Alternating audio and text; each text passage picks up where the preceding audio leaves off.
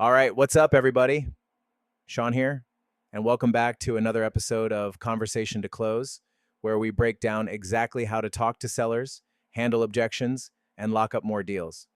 Today, we're diving into creative financing, specifically how to pitch and close subject to and hybrid deals the right way. I see a lot of investors getting stuck because they overcomplicate the pitch. Sellers don't care about the technical terms. They care about one thing: how does this benefit them? In this training, I'm going to show you exactly how I explain creative financing to sellers in a way that makes sense, makes them comfortable, and most importantly, gets them to say yes.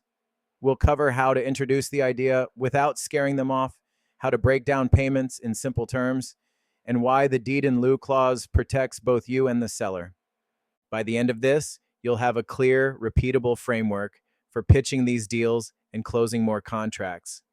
So grab a notepad, stay locked in, and let's get to it. All right. Let's go over creative financing. Okay. Let's go back over creative financing because I think I pitch it pretty well. Mm-hmm. I get a lot of pushback when it comes on to letting the seller know, like, hey, we're just gonna. So this is how I pitch it. I tell the seller, like, hey, this deal doesn't work for me with cash, but what I could do is I could come in with a creative offer, and this is called a sub tool. So I'm buying the property subject to the existing mortgage.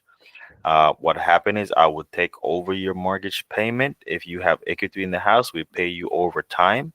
Your mortgage is guaranteed to be paid on the first of every month. For any reason we miss a payment, the property automatically goes back into your name, right? So they're like, oh, so the property is transferred out of my name.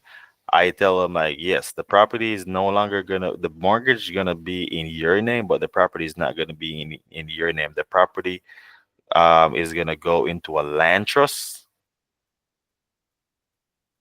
Yeah, the property gonna go into a land trust. We will just leverage your debt. It stays in your name. It's guaranteed on the first of every month that you will be paid. We fix the property up, put a tenant in it. Say the property can rent for say 2 grand, and the mortgage is probably like what, 1,200 or 1,100. The mortgage, we would pay the mortgage out. We would pay the mortgage, but on a sub tool, there wouldn't be no seller carryback. That would be hybrid, right? Okay. Yeah, Yeah, that's right. because that would be hybrid. So unless the seller don't have no equity in it, that's how sub tool work. They just take over the mortgage and probably give them the down payment, and they just walk away with the down payment and leave it alone at closing, right? Yeah. And then if it was a hybrid now, then that's how they get paid equity out, and they don't get an interest. They don't get interest on their equity. The only thing you're paying interest on is the mortgage payment. Right. Okay. Yeah, let's brush up on sub two. Let's brush up on sub two. So how do you find out if they have a mortgage typically when you're doing these calls? So I asked them, like I said, hey, is this property? So I normally shoot for cash first, right? If they say, oh, that's not gonna work because I got a mortgage of 150, or I got a mortgage on it, I normally ask them, like, how much is the mortgage? Like, give me a ballpark of how much exactly the mortgage balance is the last time you had to look at it. And Okay. they would just tell me their mortgage statement after that. So it sounds like the knowledge is there. I think you just need a little work on your delivery Yeah, based off what I sure, heard. for sure. You know how it works. You just need to know how to sell it. So here's what I typically do. You can copy me, take what works, leave what doesn't. When I'm talking to a seller the first time and I'm doing my discovery call, at some point, each individual person will determine when I ask or how I ask this. But at some point in that call, I'm going to say, well, real quick, Mr. Seller, is there any mortgage balances, liens, property taxes, back taxes, anything I have to worry about at closing. Now, I want to know if there's liens or back taxes, but primarily I want to know if there's a mortgage. I'm just putting it in there with all the other things that I'm asking. It's no different than a cop. You ever been pulled over before by a cop? Yeah. What do they always say? Doesn't matter what state, what city, what county, doesn't matter. They all say the same thing. You got any guns, knives, grenades, bazookas, anything, missiles, anything like that in the car? Now, it's all a joke with the guns, I'm sorry, with the bazookas, the grenades, the missiles. They know you don't have that in your car. What they're really asking is about the guns and the knives, because that's what most people have in their car. But they're bundling it up with everything else to soften that. I'm doing the exact same thing. Are there any mortgages, back taxes, liens, code violations, anything like that I have to worry about at closing? Oh, yeah, I mean, I've got a mortgage. Oh, okay. So quick question, just so I can, because my program kind of spits all this out. So since you have a mortgage, what's the approximate balance, interest rate, and monthly payment? Just ballpark it. I don't need specifics. That's literally what I say. They always give me a specific anyway. Most people always will. But if I say I don't need specifics, it lessens the blow of it, because it's like, why the hell are you asking me that if you're going to pay me cash? Yeah. I don't want them thinking yet. So just ballpark it for me. I don't need specifics. I say it just like that, and they always give it to me. So once I have that, then towards the end of the phone call, right before I let them go, I say something along the lines of, all right, so here's what I'm going to do. Shane, I'm going to call you tomorrow. I can't do, normally I would call you right around this time, but no, I can't. I'm busy with that, and I've got a meeting with Chris. Okay, I'll tell you what. Are you going to be available around noon? And it doesn't matter what they say. Yes, no. You can give them two choices. Hey, I've got noon and I've got 2. Which one of those works? It doesn't matter.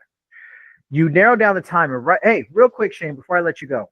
I've had a lot of success the last year and the first quarter of this year purchasing properties creatively. Are you opposed to getting 2 offers from me when we talk tomorrow? One will be the full cash offer, but the other one will be a creative option where I actually think I can give you more money. They're not going to say no. And if they do, that's good. We want to. Are you opposed to this? No. That means yes. Again, no different than a cop. Are you opposed to me searching the car? They want you to say no. Instinctively, humans want to say no. But in this case, it's a trick, because if you say no, you're actually saying yes. Are you opposed to me giving you 2 offers tomorrow? One will be a traditional cash offer, and the other will be a creative option where I'm pretty sure I can give you more money. I got to run my numbers, but I'm pretty sure I can. They're going to say, no, I'm not opposed to that. Or they're going to say, yeah, sure, go ahead. In either case, cool. Now, when you deliver the offer on the next call, it's not coming out of nowhere. They're saying, all right, here's my cash offer. I know you're asking yada, yada, yada. With, your property's it's in good shape, but it still needs work. My investors would have to be here at this price. But I do have that creative offer. Remember, I told you I think I can give you more money. So here's what we can do. I know you said you got a mortgage. And I know you probably want to make a little bit more than the mortgage. You don't want me to just take that over. So what we're going to do is we're going to structure a hybrid. I'll give you X amount of dollars at closing, cash in your pocket. I'll take care of that mortgage, and I'll give you X amount of dollars positive cash flow every single month on the first. And then I could get you paid off in like 10 years completely. Can you make that work? That's it. That's how I deliver creative offers. I don't mention sub 2. I don't mention hybrid. I use very simple terminology. We can take over that mortgage payment. Everybody knows what that means. Most people don't know if you say sub 2. They don't know. Shit, most realtors don't know what that means when you tell it to them. Because I was pitching creative to a deal, and basically the realtor was like, actually saying the mortgage is not assumable. I was saying that, ma'am, it is not. We're not assuming the mortgage. The mortgage stays in the seller's name. Yeah, we're just servicing the monthly payment through a third-party title and escrow. That's how you finish that statement. Servicing is just a fancy way of saying we're going to make the payment for you. You're telling them that you're doing it through a third party, so they know it's legit. We're doing it through a third party. That way, it keeps everybody honest. Not that I've ever had any issues, Mr. and Mrs. Seller, but to be honest, I don't know you. I like your house. You're awesome to talk to. I really hope we get this deal done, but I don't know you. And to be perfectly honest, you don't know me. So we put a third party escrow company in place. They handle all the money. They handle all the tracking. So when I go to make your payment to that mortgage company, it's going to draft automatically from my bank account to escrow so they can check, all right, Sean made his payment this month, and then it immediately goes to your mortgage company. Now, I slowed it down. This all happens within 3 minutes. It's all automated. But I'm slowing it down for you, Mr. and Mrs. Seller, so you can understand we have our checks and balances on point. Like we're making sure this is done legit. So it's going to come directly from my bank account to escrow so they can mark that it was paid, and then it goes directly to your mortgage company all on the first. And the exact same thing happens with the money I give to you. If you'd like, I can have the money go directly to escrow, and then escrow sends it directly to you the first of every month. And here's the great thing. Let's say I miss a payment. In my paperwork, I don't know if you noticed it or not, but there's a deed in lieu clause, and that's nationwide. So basically what that means is that if I don't make that payment for any reason, I'm giving up my right to foreclosure. I'm giving up my right to stall. I'm giving up my right to arbitration, all proceedings. And in 2 weeks, if I still don't make that payment, you get the house back, and you get to keep all the money that I've given you and all the money that I've paid to your mortgage. And if I have a tenant in there, that is now your tenant that's giving you monthly rent, and you get to keep their deposit. And any repairs that I've done to the house, you get to keep those too. And there's nothing I can do about it. That is your protection. And again, it goes through a third party. I can't stop it. I have no choice but to either make the payment, like I said I was going to, or I'm losing the house in 2 weeks. And then you can literally turn around and resell it to somebody else. So actually, Shane, you know what? I guess you would kind of want me to not make a payment after a while, because then you could just sell to somebody else. But then again, I've never been in that situation. I'm very good at making my payments. That's the joke that I make. Yeah, that's I normally tell them that if they say for example I don't, for any reason I don't make a payment, you would basically avoid escrow. All you have to do is call a title company, and because of the deed in lieu and the promissory note, the property get transferred back in your name within 24 hours.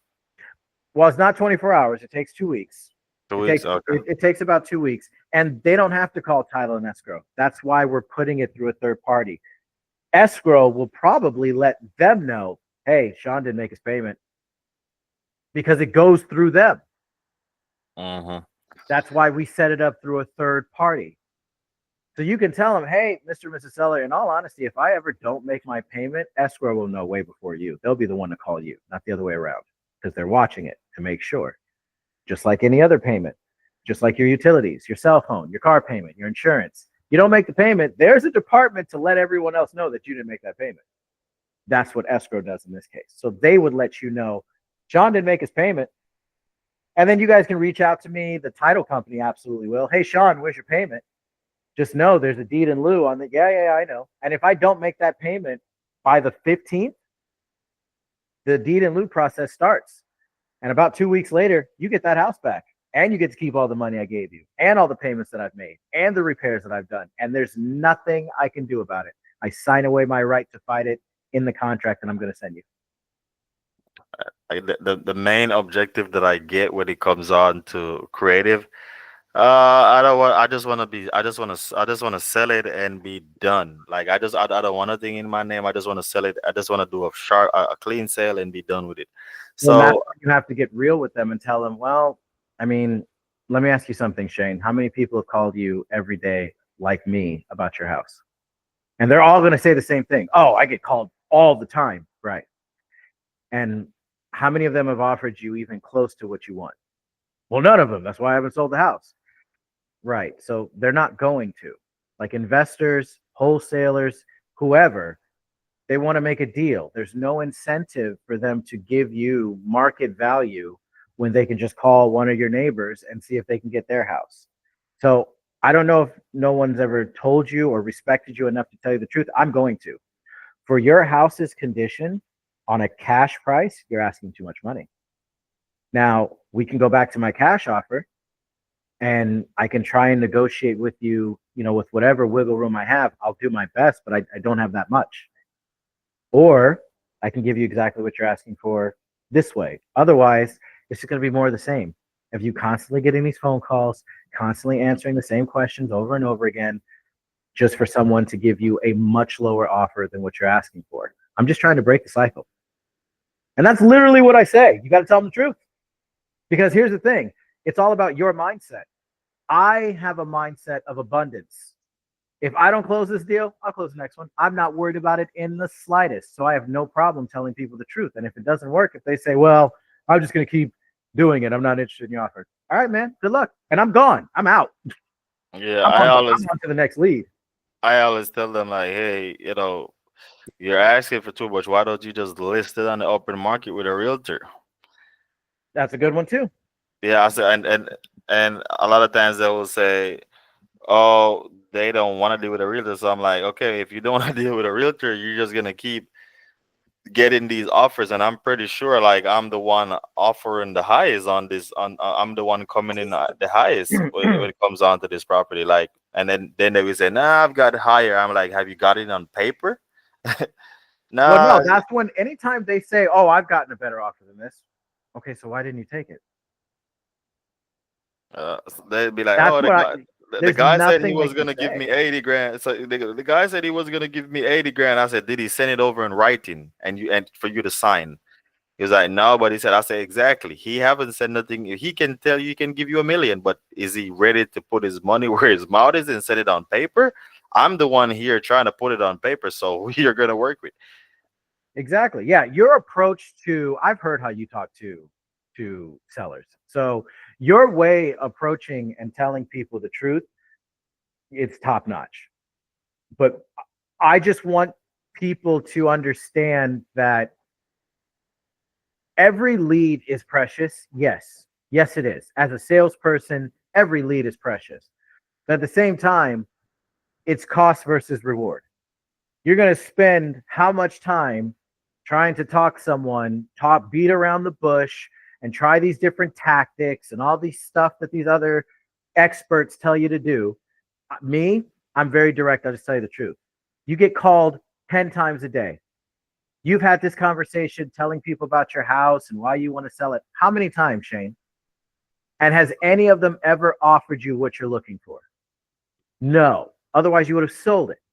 And the reason why is because these investors, these wholesalers, all these people, they're looking for properties off market because they want to get a deal. Everybody wants a deal. You want a deal, Mr. Seller.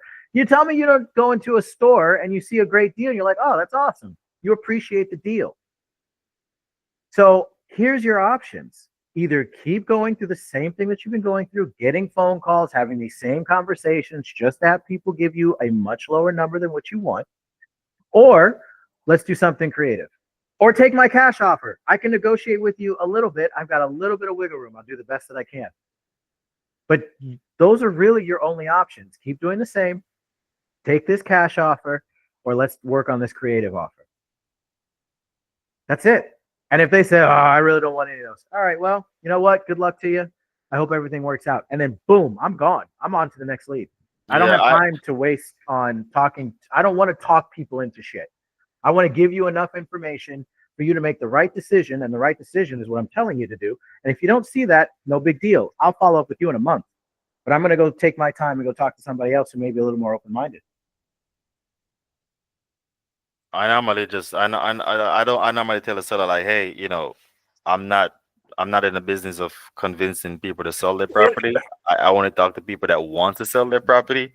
Yep. So I'm not gonna be like, you know, like making up like, oh, the finance department, I put them on hold and all of that shit and all of that. Oh yeah, we can do this. No, I don't do that.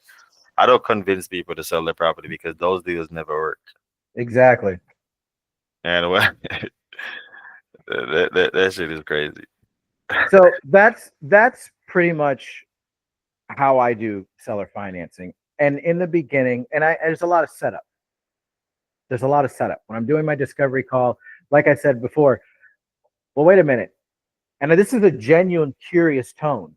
Like your tone has to be on point. Wait a minute. Hold on, Shane. Your house doesn't need that much work. And I'm not saying I don't want to buy it or I don't want to wholesale it to my investors. I'm not saying that. But why don't you just list it? And then let them tell you why they won't list it.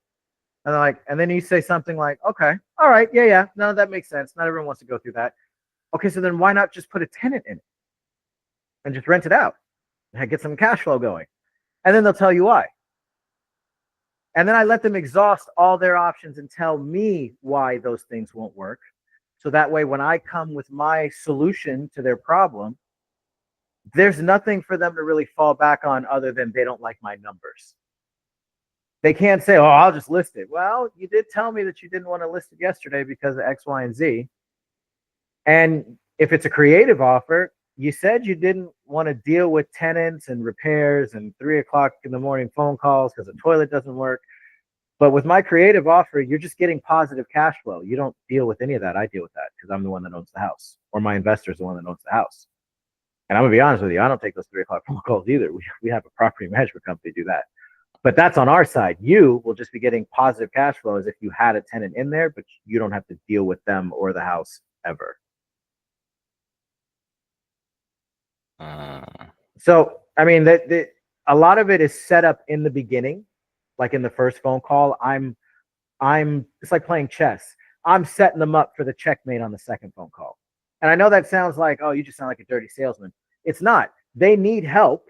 I want to help them. I just have to maneuver them so they can see how I can help them the clearest. So I don't think it's a dirty salesman trick. I'm just gathering information that I can use on the phone call when I want to close them. And it's not like I'm manipulating the information. I'm using their own words. Whatever they say, I echo back to them when I'm doing the closing. So it's their own words. It's not my fault I have a good memory. You know what I mean? Or I take really, really good notes. That's good. So all right, so that's basically the layout for that. So I understand the process, but it's just the delivery, the pitch that I need to fine tune. I need to fine tune the pitch. Just don't explain too much in the beginning. Set them up for it. Hey, are you opposed to getting 2 offers from me when I call you tomorrow? I've had a lot of success. That's important to say. Last year and this quarter, you're establishing a timeline where this has worked out. So subconsciously, they're like, oh, this has been working for a while, even though they don't know what it is. So you let them know, reassurance. I'm going to give you your cash offer, but I'm also going to have this creative offer for you where, you know what? I got to do the math, but I'm pretty sure I can give you more money. No one's going to say no to that. Not really, unless they already know what a seller finance or a creative offer is. Then they may say no. I don't want that. But then, okay, you don't even have to worry about pitching it. Then it's just cash or novation. And then that's it. When you deliver it, you deliver the cash offer first, which is going to be lower than what they had asked for. You already know that. And then you say, well, hold on. I still have that creative offer and I was right. I can't give you more. And then you just give them an extra $10,000 on the purchase price. What if I did a purchase price? I know you asked me for $200,000, but what if I did a purchase price of $210,000? That extra $10,000, I'll give you cash in your pocket at closing. I'll give you $500 a month in positive cash flow, and I can get you all paid off in like 7 to 10 years. Can you make that work? I didn't say sub 2. I didn't say down payment. I didn't say interest. I didn't say balloon. I didn't say seller finance. I didn't say none of that. All I said is I'll give you an extra $10,000 on your purchase price. That extra 10, I'll give it to you cash in your pocket at closing. I'll give you $500 a month in positive cash flow, or whatever it ends up being. You know, you got to use the calculator to figure out what the most you can give them. I'll give you X amount of dollars in positive cash flow every single month, and I'll get you paid off in like 7 to 10 years completely in one lump sum. Then if they start asking more questions, now they're curious. If they're curious, they're partially interested. If they're partially interested, then you have a chance to close it. And then you just answer their questions in very simplified terms. Again, unless they are completely aware of how it works, then you can talk to them like you're talking to me. So if they say, how does that work? Well, yeah, so what we'll do is literally, like I just said, we'll set it up through escrow. At closing, you'll be given a check or a wire, whichever one you want, Shane. You'll get a check or a wire for $10,000. And then the first of every month for the next 10 years, you'll get X amount of dollars in positive cash flow. Meaning it's like you're renting the house out, but you don't have to do any maintenance. You don't have to deal with the tenant. You don't have to deal with the taxes. You don't have to deal with repairs. I take care of all that because I own the house now. So the taxes, You don't have to worry about that burden. I'll take care of it. If the tenant has a toilet break at 3 o'clock in the morning, it's my house. They're going to call my property management, not you. All you have to do is take your positive cash flow and have fun. And then at the end of 10 years, whatever I owe you, whatever the balance is that I would owe you after giving you X amount of dollars on the first of every month for 10 years, I just cut you a check. And then that's it. You're done. Can you make that work?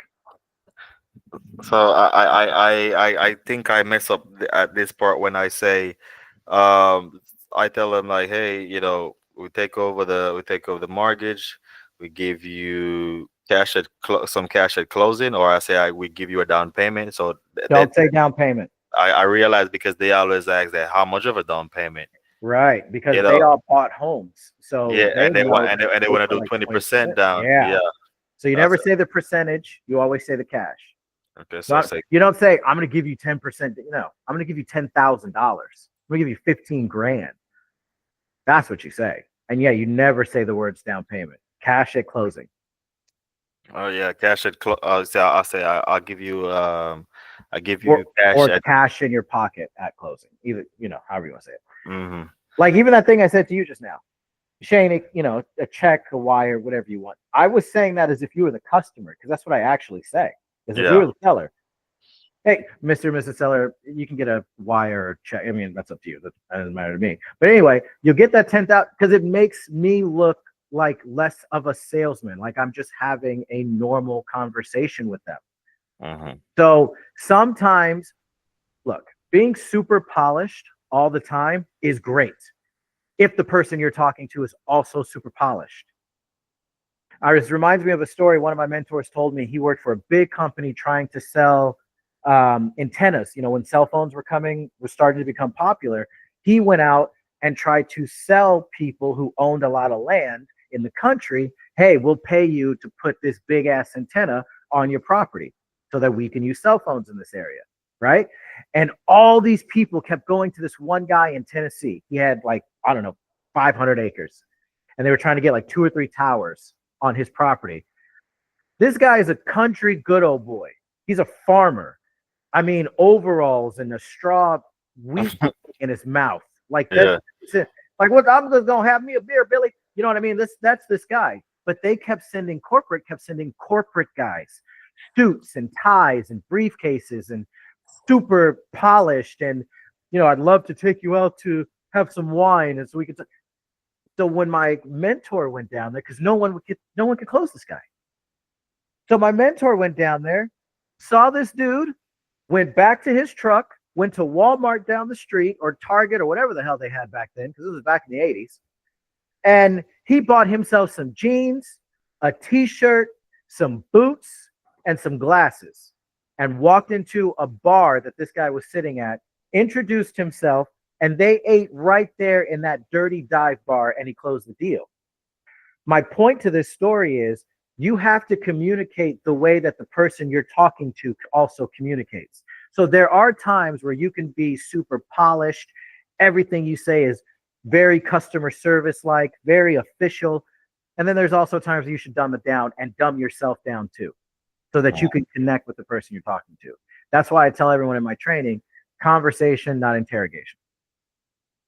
So you can connect with people. So yeah, I throw stuff in there to make myself sound dumber or to not have it as polished. Even sometimes where I do filler words, I'll say it's called what is it called? We never do it. So I don't, we never do it. I know it's called a deed in lieu.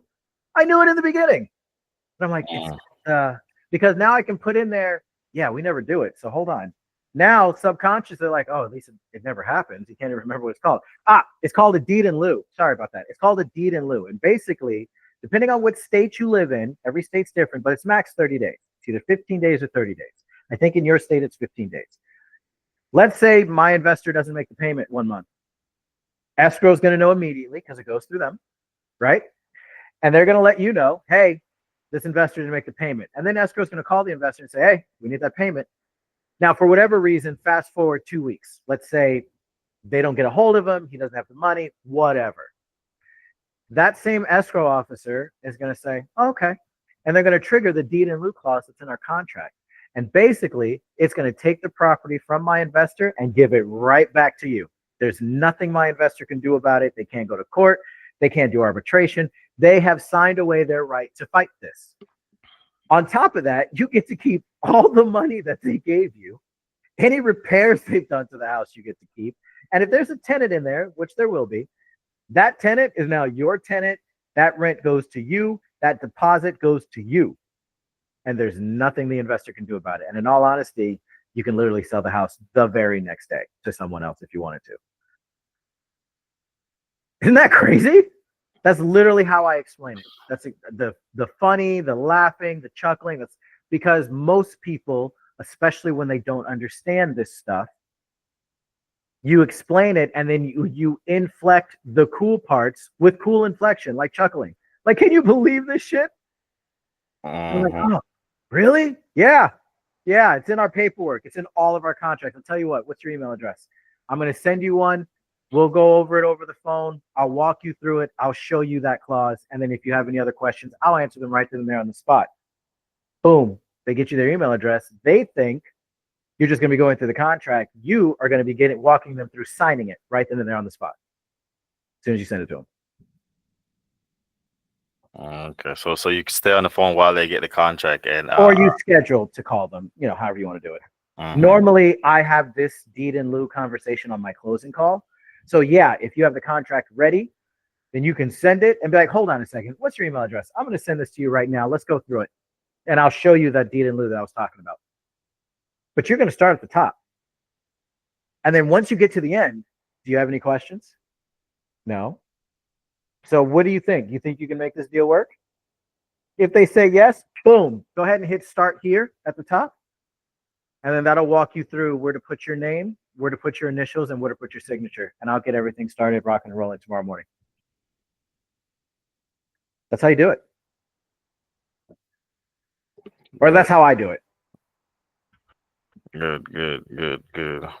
Because what I normally do, bro, I normally just go on YouTube and watch a whole bunch of innovation training, a whole bunch of how to pitch creative and all of that stuff. That's what but now that I listen to you, like, I'm gonna be hammering them phones on and have, like, now I got 3 tools in my belt, Yep. I got my innovation. I got my creative finance. Well, I didn't have cash and creative finance, but now I got innovation. So I'm walking with 3 tools in my toolbox now, and that's good. Hell yeah, dude. And then use the calculator to underwrite the deals to make sure that they're good. And if you need help, let me know. That's literally why I'm here. I guess my question is with give me one second. Hello.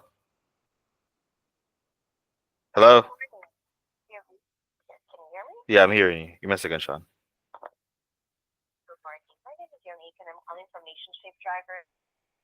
All right, we'll just go ahead and mute him while he's doing that phone call.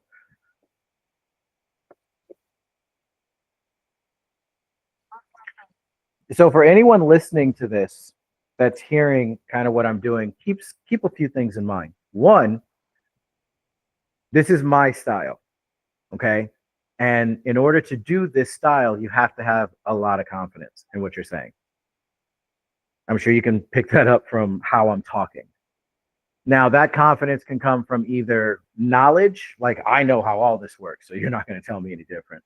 Or it could come from abundance, like I do mentally. Mentally, I don't harp on every deal because if I don't close this one, I'll close the next one.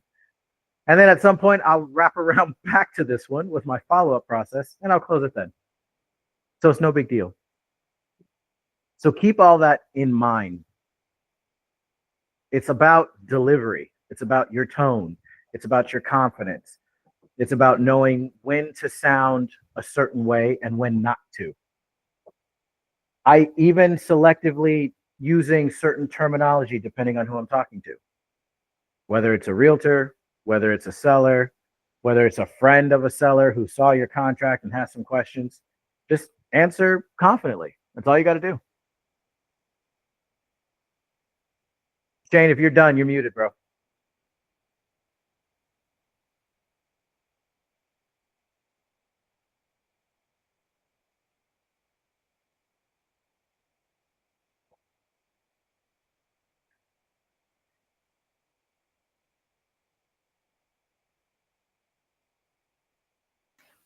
Sorry about that, Sean. These store.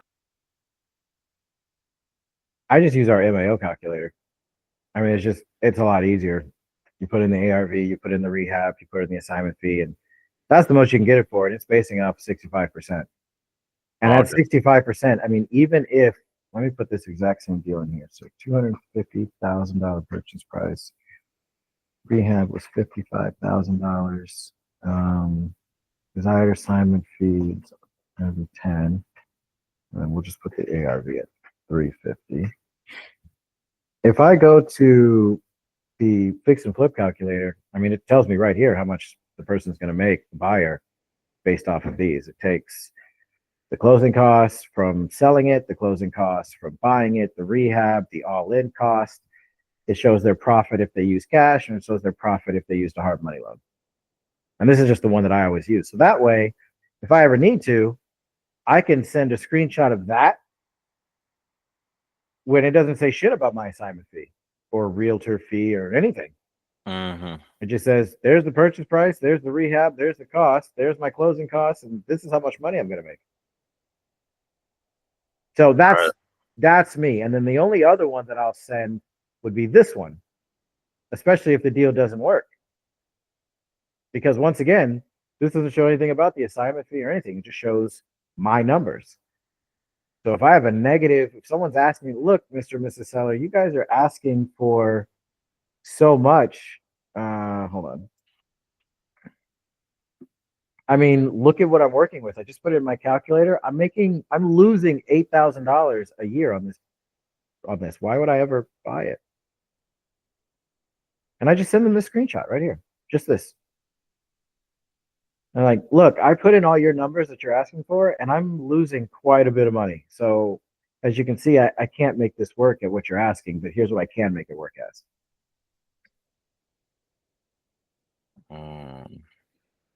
Oh, last thing, man, I don't know what's wrong with this calculator. Hold on.